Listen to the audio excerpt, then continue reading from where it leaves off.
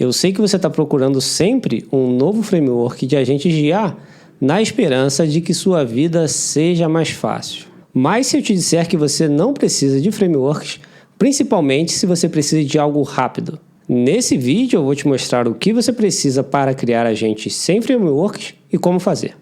Bora lá!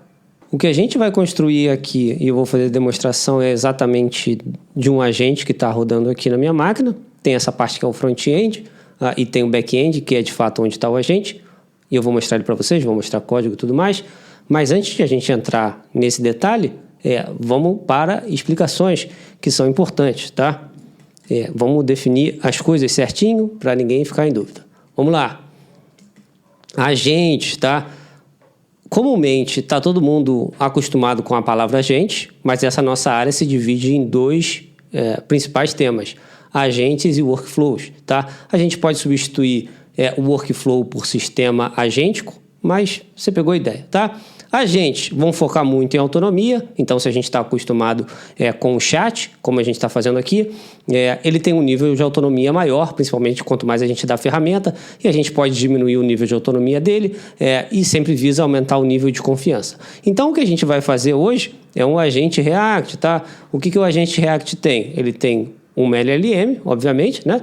Ele tem ferramentas, acesso a uma ou mais ferramentas, e ele tem acesso à memória. Por que ele tem acesso à memória?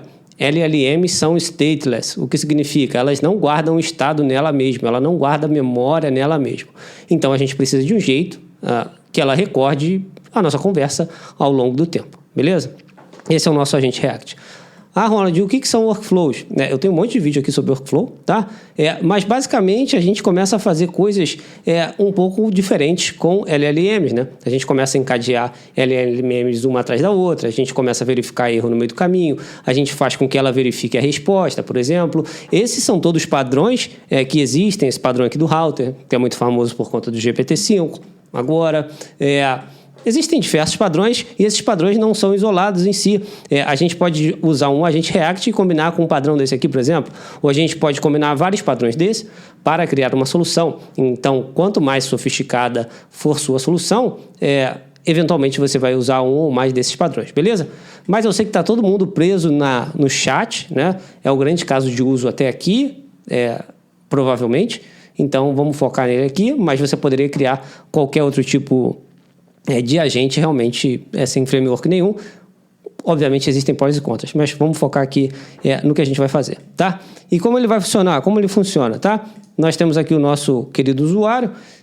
O usuário vai mandar uma mensagem, ele vai bater aqui numa API, tá? E essa API é a nossa API, é como o nosso back-end, tá? Como o nosso agente que a gente está construindo aqui se comunica com o front-end. Então esse front-end poderia ser uma aplicação web, como essa aqui, mas ela poderia ser, sei lá, o WhatsApp, por exemplo. Beleza? Show de bola. E a gente tem aqui o nosso agente, como falamos, ele tem acesso a um banco de dados para guardar as informações e tal, e ele tem acesso à ferramenta, que no nosso caso aqui é uma busca web. Beleza? Em tudo aqui, a gente está usando o GPT-5 e a gente está tirando proveito das capacidades agênticas do modelo e também está tirando proveito da API da OpenAI, direto. A gente poderia fazer isso com qualquer modelo virtualmente. Se a gente não quisesse usar a API do OpenAI, a gente poderia fazer uma chamada direta no curl lá. Tá? Então, o céu é o limite se a gente quer customizar e fazer na mão. Mas imagino que a gente quer uma coisa rápida, a gente só usa lá a API do response e constrói em volta disso. Beleza? Esse cara aqui, ó, eu coloquei framework. Eu vou explicar tudo, vou explicar o código aqui e tal, e aí a gente depois vai voltar aqui, que eu vou te explicar que, na verdade, o framework às vezes é isso aqui, às vezes é isso aqui, e eles variam entre eles, beleza? Show de bola, tá bom. Então, a gente já viu aqui que ele responde, né? Ele responde em streaming. Vamos aqui. Me explique como está o tempo em Teresópolis agora. Beleza. Se você notar aqui, a resposta está vindo em streaming, né? Então ele vem ali token por token, né? Assim que o token é gerado. E ele tem uma busca web, como eu informei, então isso aqui é só para provar para vocês que ele não está tirando informação do nada, ele está buscando na internet. Show de bola. Já vimos como funciona, já vimos a arquitetura, já vimos a ideia principal, agora a gente vai ver o código, tá? Vamos lá. Beleza, tá? Esse aqui é um monorepo e se você está lá na comunidade, esse código todo está lá disponível para você e pode ser um bom ponto de partida se você precisa fazer algo rápido. Já está tudo feito, você vai ter que só trocar, sei lá, o prompt, beleza?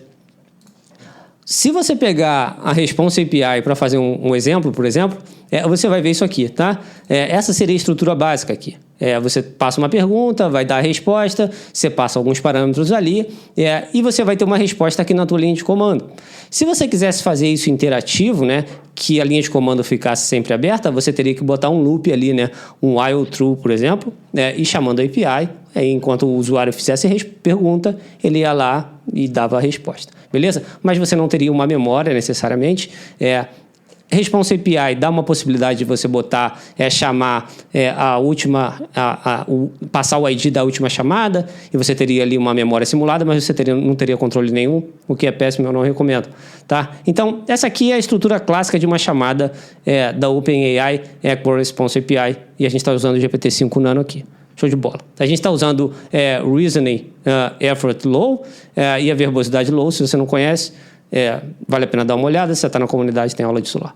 Beleza? Show de bola. Tá bom. Então vamos lá. O que a gente faz aqui, tá? Para que o nosso agente fale com o mundo real, e essa é uma grande dificuldade que as pessoas têm em relação a gente, existe a parte onde a gente está preocupado com a lógica do agente, né? E existe a parte onde a gente está preocupado com a comunicação com o mundo externo, tá? Existem frameworks que se preocupam só com uma coisa e existem frameworks que se ocupam com todas elas. E uma dessas features, às vezes, são pagas ou não e tal. Então, essa é uma grande diferença que você tem que ter em mente. Mas nada impede de, por exemplo, eu pegar esse meu código aqui, botar uma abstração, botar uma classe, botar lá no pacote lá, pip install, Hulk framework, e aí eu poderia falar, olha aqui meu framework, ele é muito rápido, ele é muito fácil de usar, ele teria literalmente uma linha, porque eu só tenho aqui uma opção, tá? Mas nada impediria de eu fazer isso.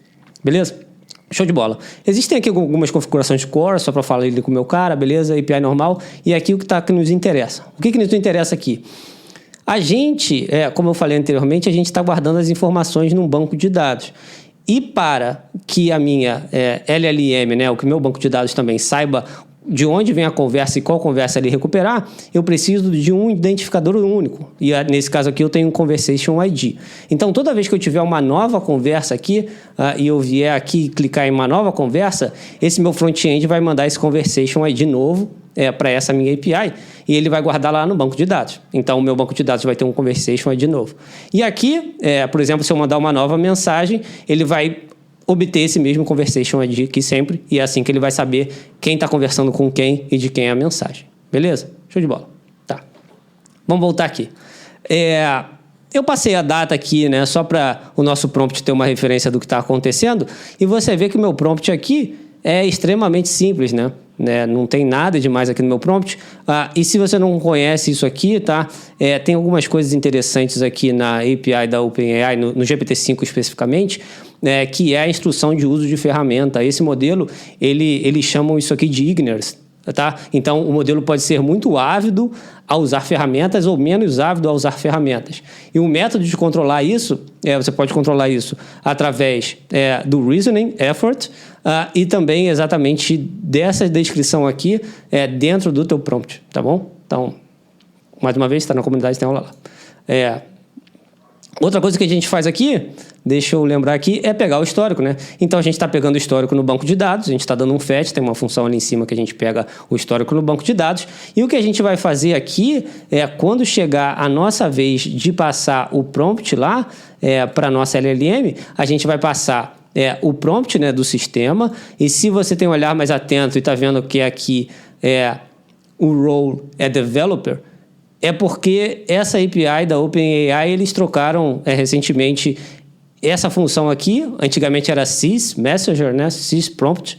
Agora eles chamam de developer. Eu não gostei muito da alteração, mas as coisas são como são. Mas todas as outras LLMs continuam usando o sistema antigo. Mas tanto faz, beleza? Show de bola.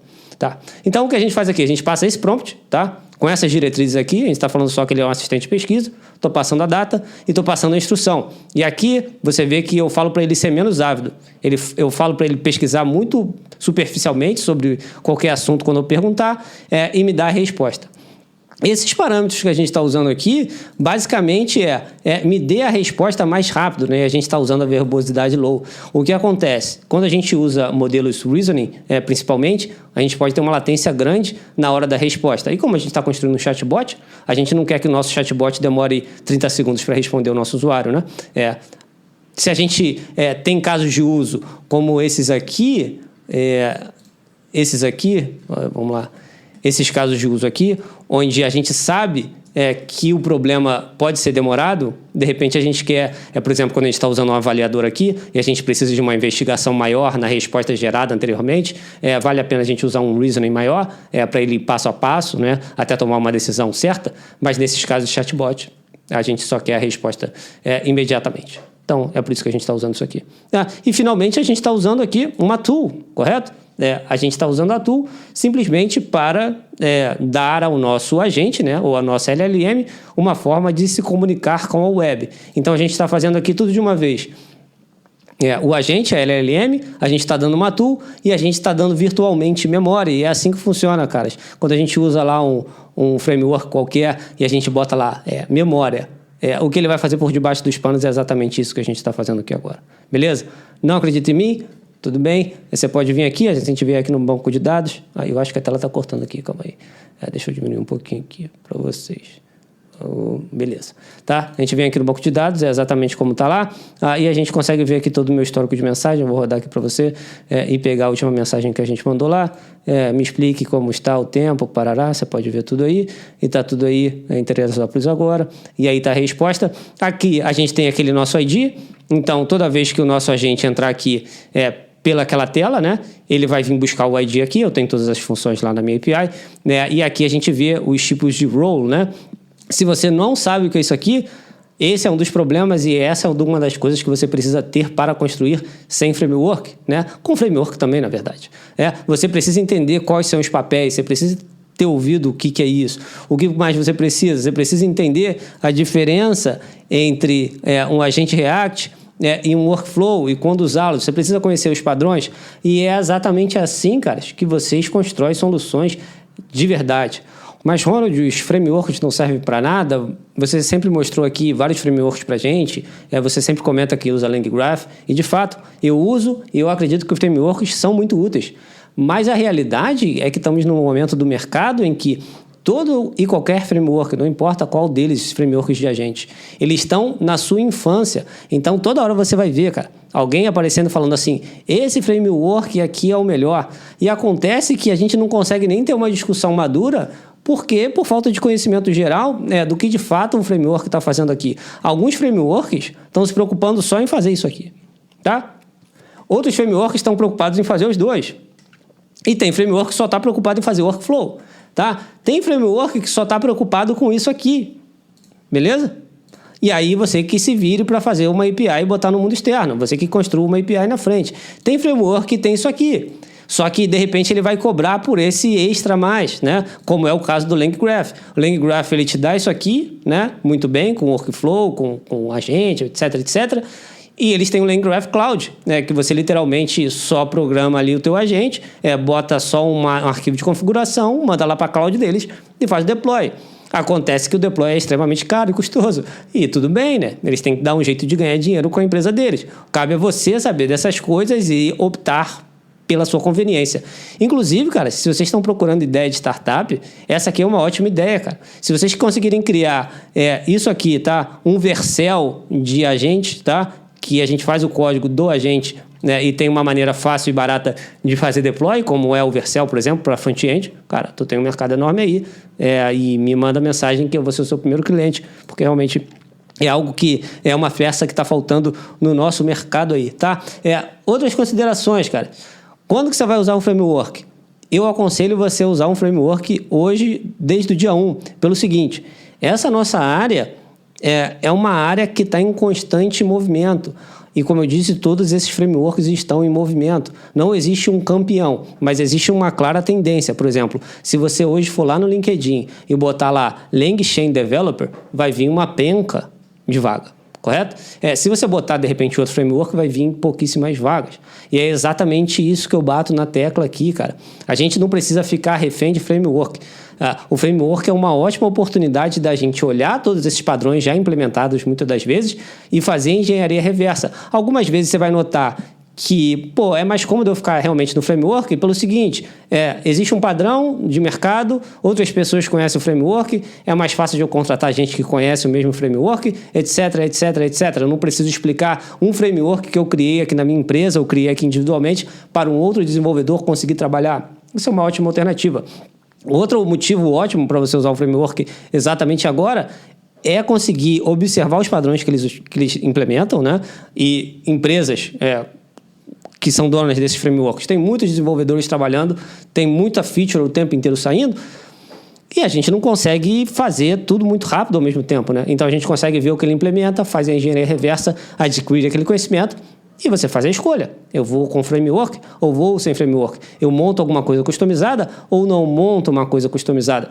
Mas no fim do dia, caras, nada disso vai te salvar. A única coisa que vai te salvar é o conhecimento. Beleza? Então, assim, hoje temos uma gama enorme de frameworks. A maioria deles não está nem na versão, digamos assim, 1.0. Se eu não me engano, o LangGraph vai entrar em versão 1.0 lá para o mês de outubro, só agora, entendeu? Então, se você se sente perdido em todo esse meio e está sempre procurando framework, está sempre procurando milagre, o melhor conselho que eu tenho para te dar é busque esse conhecimento aqui, que é o sólido, né? Que é o firme, e as coisas vão começar a se encaixar. Se você está vendo esse vídeo até agora, e a gente ainda está em 2025, você está vendo em 2025 ainda, acredite, você é um pioneiro nessa área, você é um dos primeiros caras que está tendo interesse, de fato, em construir coisas sólidas. De repente, você já passou pela aquela primeira fase inicial da IA, já se decepcionou um pouco, já brincou um pouco com o N8N, viu que o negócio...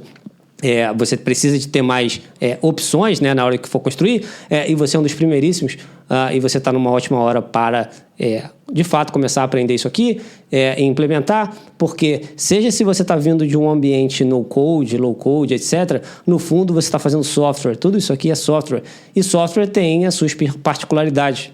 Engenharia de software existe por algum motivo, né? Senão teria um outro nome, de repente não seria engenharia. Então, é isso por hoje. Espero que você tenha aproveitado. Espero que você tenha tido ideia de como você pode construir agentes de IA sem usar framework. E se você até quiser criar um framework, você pode criar um framework, cara. E aí você lança aí e vai falar que o teu framework é o mais rápido, é o mais sinistro, etc, etc.